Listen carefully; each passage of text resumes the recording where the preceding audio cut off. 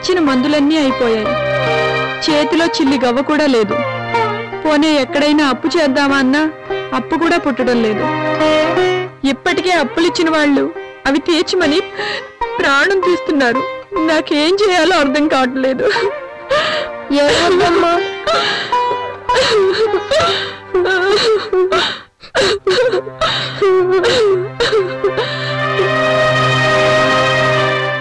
అమ్మా మందులు చీటీ ఇవ్వమ్మా, మందులు తీసుకొస్తాను. డబ్బులు లేవు కదయ్యా. నువ్వు ముందు ఇవ్వమ్మా, తర్వాత చెప్తాను.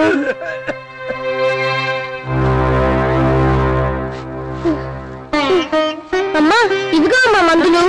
నీ దగ్గర డబ్బులు లేవు కదరా, ఎవరిచ్చారు? ఎలా తీసుకొచ్చావు? నాన్న మందులకు డబ్బులు లేవని మా టీచర్తో చెప్పానమ్మా. మందులు లేకపోతే చచ్చిపోతాడని కూడా చెప్పానమ్మా. వెంటనే టీచర్ అందరి దగ్గర చందాలు తీసుకొని ఇచ్చారమ్మా. అంతేనమ్మా, నేను ఏ దొంగతనం చేయలేదమ్మా. వసే సుజాత, బయటకు రావే.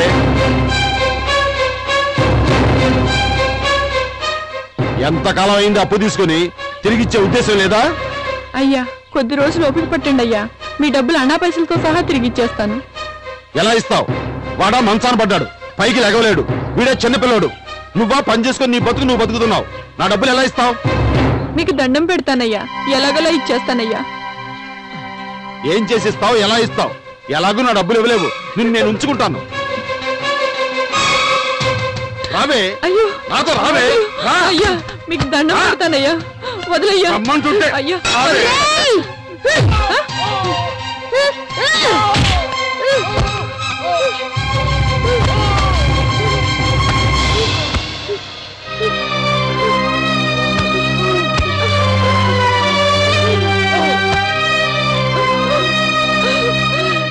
ఎంత పనిచేసావురా క్రాంతి.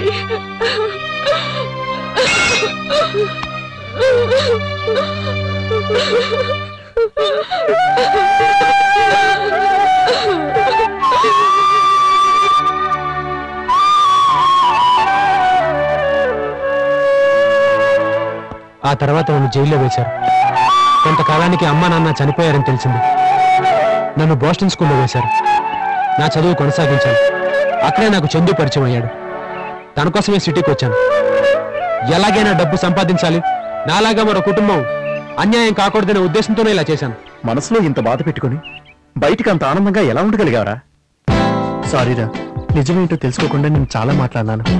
పర్వాలేదురా. ఇంతకీ వాటితో ఏం చేద్దాం అనుకున్నారా? మనం జీవితాంతం కష్టపడ్డా అంత డబ్బు సంపాదిస్తామా? కాబట్టి వీటితో బిజినెస్ చేసి ఆ డబ్బు సంపాదించాలి. ఆ డబ్బుతో నిరుపేదలకి మనకి తోచిన సహాయం చేద్దాం. మనందరం దీంట్లో పార్ట్నర్స్. ఏం బిజినెస్ చేద్దాంరా? ఫార్మా కంపెనీ ఓపెన్ చేద్దాం. నిరుపేదలకి మందులు ఉచితంగా ఇద్దాం. 100 రూపాయలు పెట్టి మందులు కొనలేక ఎంతో మంది పేదలు చనిపోతున్నారు. అలా చేయగలిగితే చనిపోయిన నా తల్లిదండ్రుల ఆత్మ శాంతిస్తుంది.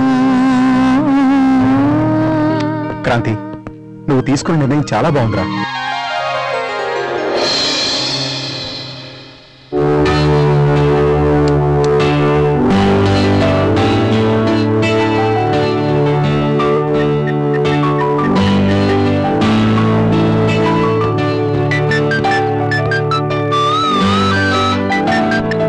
హాయ్ అంజలి, ఏంటి ఫోన్ లిఫ్ట్ చేయట్లేదు?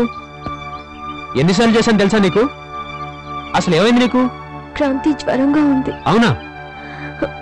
లేవలేకపోతున్నాను.